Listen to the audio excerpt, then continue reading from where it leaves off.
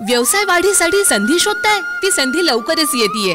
गडिंग्लज मध्ये सुरू होतंय भव्य संजीवनी कृषी प्रदर्शन. कृषी, औद्योगिक आणि गृहोपयोगी वस्तूंचं सर्वांनी पाहावं असं प्रदर्शन दिनांक 4 ते 7 जानेवारी 2025 एसटी स्टँड मागे मुलींच्या शाळे शेजारी गडहिंग्लज. राज इव्हेंट्स. संपर्क 98 564 682 आणि 98 599 497. आजच आपला स्टॉल बुक करा. धडपड जगण्यासाठी प्रत्येक दिवसाची.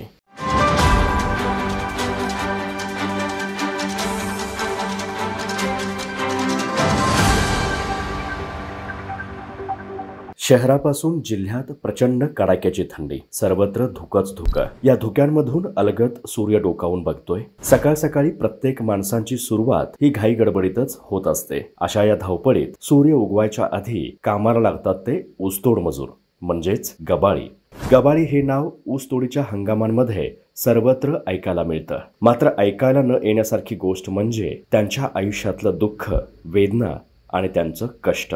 या ऊसतोड मजुरांच्या आयुष्याबद्दल सांगणारं माझा महाराष्ट्र न्यूजचं हे विशेष वृत्त. ऊस तोडीचा हंगाम सुरू झाल्यावर बीड जिल्ह्यातून जवळपास 400 किलोमीटरचा प्रवास करून ही कुटुंब आपल्या पोटाची खळगी भरण्यासाठी ऊस तोडीसाठी मिळेल त्या ठिकाणी काम स्वीकारतात. कामाच्या ठिकाणी शेताच्या आजूबाजूला बांधलेल्या छावण्यांमध्ये ही मंडळी सहकुटुंब राहतात. यांना ना थंडी, ना ऊन, ना पावसाची काळजी असते. या कडाक्याच्या थंडीतही पहाटे 4 वाजल्यापासून या गबाळ्यांच्या आयुष्याची सुरुवात होते. सकाळी उठल्यावर या सर्वांना लगबग असते ती ऊस तोडीची, कारण यांचं आयुष्य ऊस तोडीच्या हंगामावर उभं असतं. या गबाळ्यांच्या कामाला ना कधी वेळ ना कधी काळ. दिवसातले 14-18 तास राबायचं. कुठं दुखलं खुपलं तरी आनंदानं जगायचं हा त्यांचा जीवनातला ठरलेला भागच. या गबाळ्यांमध्ये पुरुषांच्या खांद्याला खांदा लावून राबणाऱ्या महिला म्हणजे त्यांच्यासाठी मोठी ताकदच. सकाळी लवकर उठून अंगावर थंडी घेऊन स्वयंपाक करायचा, मुलाबाळांना आवरायचं आणि मग ऊस तोडण्यासाठी जायचं. या ऊसतोड मजुरांच्यात एक 6 महिन्यांची गरोदर महिला त्यांच्या बरोबरीने राबत होती. माझ्या पोटातल्या गोळ्याला काहीतरी होईल, मी पाय घसरून कुठेतरी पडेन, ऊसाचे भारे उचलताना मला काहीतरी होईल, ही भीती तिच्या मनात प्रत्येक सेकंदाला जाणवत होती. मात्र हे काम केल्याशिवाय गत्यंतर नाही अशी तिची अवस्था. आता 6 महिने चालू आहे.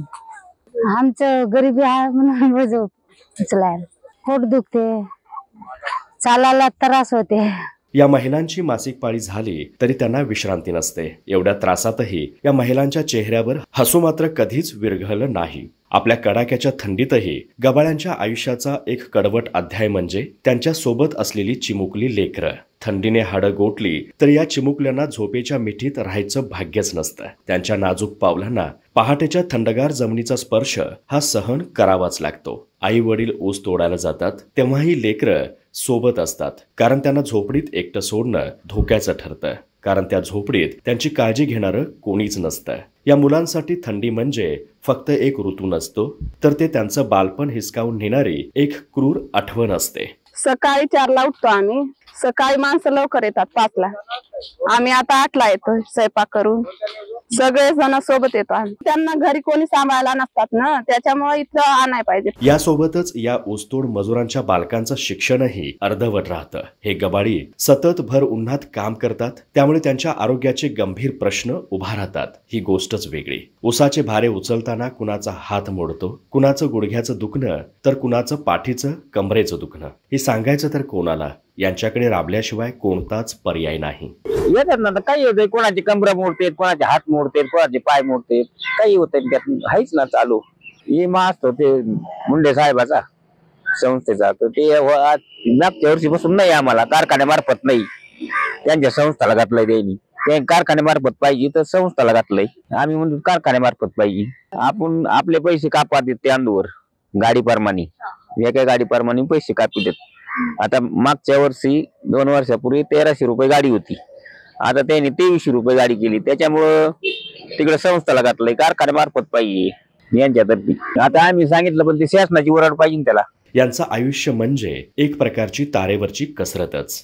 ऊसाला गेले होते ना, मला हे डोळ्याला बांबू लागला, डोळ्यात बांबू शिरला, चालता येत नाही, दिसत नाही, स्वयंपाक करता येत नाही, काही दिसत नाही त्या डोळ्यानी.